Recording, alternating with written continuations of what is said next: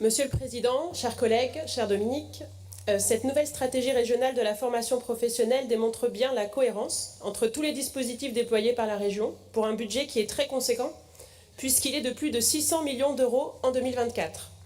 Les différents dispositifs permettent bien d'accompagner tout le parcours des personnes en formation, depuis l'information sur les formations qui existent, en passant par la diversité des dispositifs de formation. On a cité la FEST tout à l'heure, mais il y en a vraiment une grande diversité.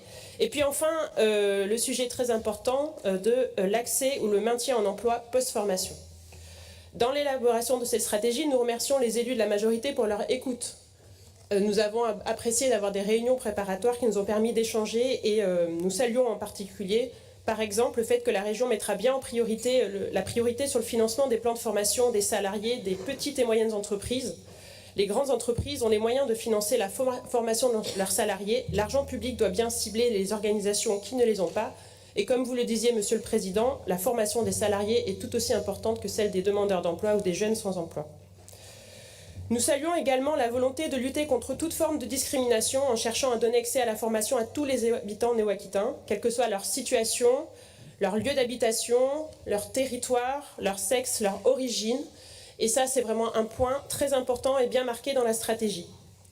Il y a un point que nous regrettons, nous en avons parlé en commission, c'est que cette stratégie ne prenne pas encore suffisamment en compte toutes les dimensions du Néoterra 2, cette démarche pourtant que vous avez adoptée la majorité il y a moins de 3 mois. Certes, en cohérence avec le rapport Néo-Societas publié par le Césaire, cette stratégie accentue les dispositifs pour donner accès à la formation aux personnes les plus éloignées de l'emploi. Celles qui ne savent pas, qui n'ont pas savent pas comment vivre le lendemain, comme les personnes en chômage longue durée ou les jeunes qui ont décroché, et on sait qu'il y en a beaucoup dans notre région comme partout en France. Mais cette stratégie n'intègre pas vraiment le volet environnemental de Néoterra 2. Il faut qu'on trouve la ligne de crête dans nos politiques pour allier à la fois un meilleur accès à la formation à tous, notamment les plus précaires, mais aussi pour former aux métiers qui se créeront avec la bifurcation de notre économie régionale. Intégrer dans tout parcours de formation une sensibilisation à la transition écologique, comme c'est écrit dans le document, c'est pas suffisant. On a besoin d'une véritable transformation de l'économie et vous le dites, il faut le faire.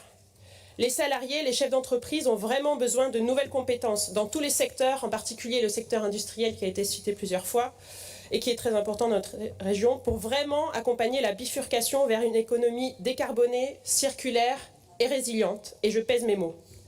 Former à l'écologisation de tous les métiers, c'est un mot qu'on avait lu dans Le Monde, c'est soutenir la bifurcation écologique des formations aussi. C'est vraiment faire évoluer le socle des compétences ainsi que les programmes de chacune des formations qu'on va cofinancer. Nous voterons pour cette stratégie en comptant sur l'écoute et les échanges en ce sens avec la vice-présidente et les élus délégués dans nos futurs travaux.